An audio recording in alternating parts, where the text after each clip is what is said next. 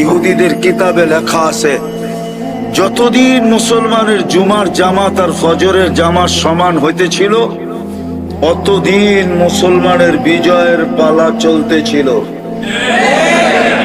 যেদিন থেকে নামাজ ছুটতে ছুটতে ছুটতে ছুটতে ছুটতে ছুটতে আজকে যেখানে চলে আসছে, তো ইহুদিদের কিতাবে লেখা আছে, যেদিন থেকে আবার তোমাদের ফজরের জামাত জুমার সমপরিমাণ হবে, ওই দিন আবার তোমাদের বিজয়ের পালা শুরু হবে।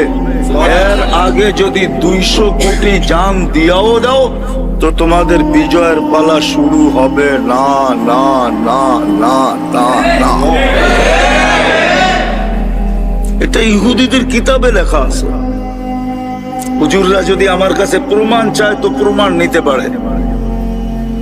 এখনো ওই সমস্ত লোকগুলা জীবিত আছে, যাদের মুখ থেকে আমি শুনে আপনাদেরকে শুনাইতেছি। ওরা ওদের কিতাব বিশ্বাস করে, আমরা যদিও বিশ্বাস না করি। আমরা কোরআন বিশ্বাস করি না, হাদিস বিশ্বাস করি না।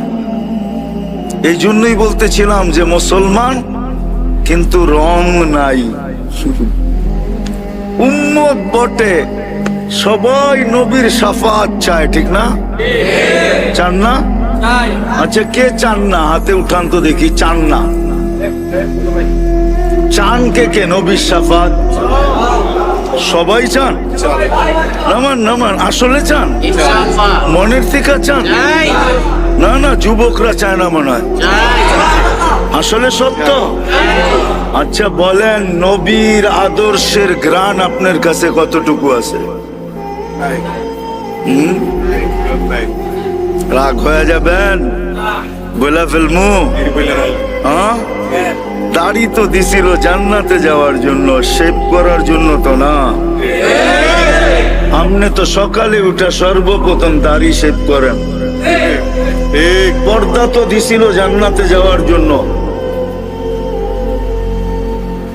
মা বোনরা তো পর্দাকে পছন্দ করে না, পর্দা পছন্দ করে না। দাড়ি তো দিছিলেন জান্নাতে যাওয়ার জন্য। এই উম্মত দাড়ি দেখায়া জান্নাতে যাবে, দাড়ি দেখায়। যদি আমার কথা সত্য না হইতো, তাহলে আল্লাহ কোনদিন হাদিসে কুদসি আল্লাহ নিজে বলতেন না, ইন্নাল্লাহা লা ইয়াস্তাহি যী শাইবাতিন শাইয়াবা ফিল ইসলাম। ওই মুসলমান যে ইসলাম অবস্থায় দাড়ি পাকায় ফেলছে, চুল পাকায় ফেলছে, চাই একটা হোক, একটা, ওকে শাস্তি দিতে আল্লাহ লজ্জা পান, অর্থাৎ শাস্তি দিবেন না। দাড়ি তো দিছিলেন জান্নাতে যাওয়ার জন্য, আপনি তো শাফাত চান। আর সত্য এটাই, আমাদের নবীজির শাফাত ছাড়া কোন নবীও পাও হেলাইতে পারবে না। কেউ কিয়ামতের মাঠে হেলতে পারবে না। আল্লাহ ওই পর্যন্ত হিসাব কিতাব